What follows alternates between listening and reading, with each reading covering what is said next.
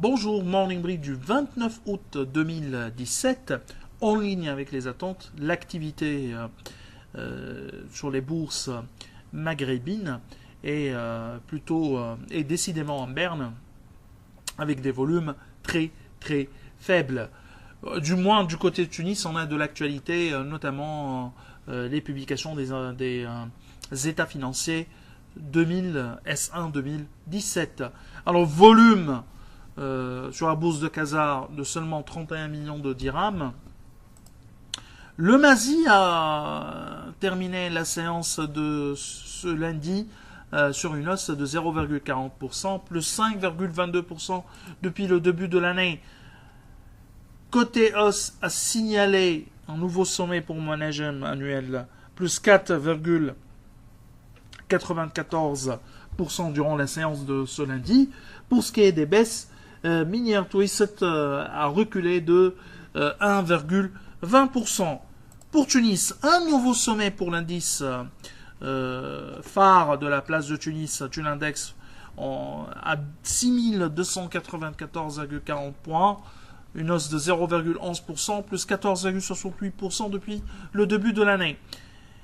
Volume faible, 2,2 millions, dont OneTech à 602 000 dinars. OneTech qui atteint des niveaux historiques, on est à 12 dinars 250.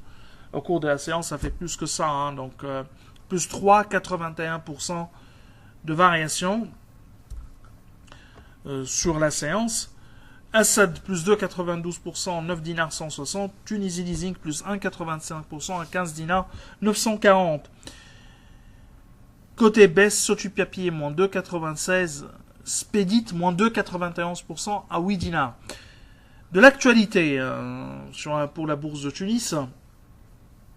Alors on commence par la publication des résultats, notamment par ATL.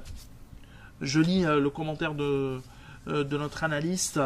Et donc ATL a publié des résultats en hausse, résultats S1 2017 en hausse de 4%, avec grâce surtout à un coût du risque net, en baisse de 6,8% à 3 133 000. Alors, on tient compte au niveau du coût du risque, à préciser, qu'on tient compte au niveau du coût du risque, aussi bien de la provision sur le risque social de 130 000 dinars, mais également d'une reprise sur provision, sur dépréciation de titres de 0,197, donc de 197 000 dinars. À signaler également une forte hausse du coefficient d'exploitation, notamment des charges personnelles. Et ça, c'est prévu par la convention collective et également les accords avec le syndicat signés au début de cette année. Ces résultats sont globalement en ligne avec nos attentes. Une reprise attendue pour les résultats en 2017, surtout au cours du S1 en 2017, où l'impact de la hausse des taux et donc l'impact négatif sur les marges d'intérêt des compagnies de leasing, avec hausse du coût de refinancement des compagnies de leasing, serait visible surtout au niveau du deuxième semestre. Tijari Leasing. Alors, Tijari Leasing annonce un bénéfice net en progression de plus de 31% en 2 581 suite à l'effondrement du coût du risque de 41,5%. Pareil, c'est un résultat qui était attendu avec amélioration surtout du coût du risque, sachant que Tijari Leasing a déjà lancé une recapitalisation, un plan de recapitalisation au cours de ces jours. TPR annonce un bénéfice net en progression de 3,8% à 8 183 millions de dinars.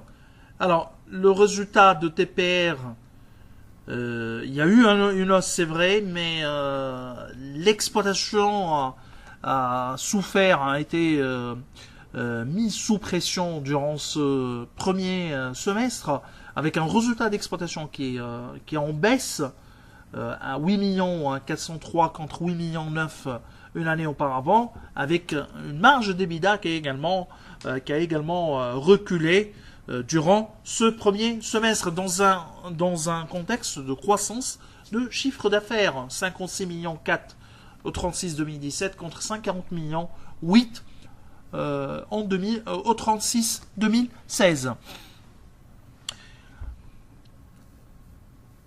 Magasin Général avait annoncé son résultat net, mais maintenant on a plus de détails. Et en regardant un peu plus en détail, on voit que la hausse du résultat, la nette amélioration du résultat, plus 78% sur le semestre, provient essentiellement de la remontée des dividendes de la part de Magasin Général.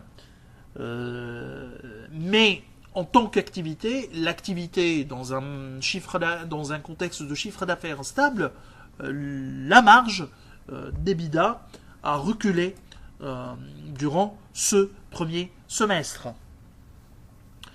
Alors, autre également information au cours de cette journée concerne Artes, qui a annoncé l'acquisition directe et indirecte de 100% du capital de Wallis Service, Sarl, qui est une Sarl, donc concessionnaire automobile officiel de la marque Lada, marque du constructeur russe Avtovaz.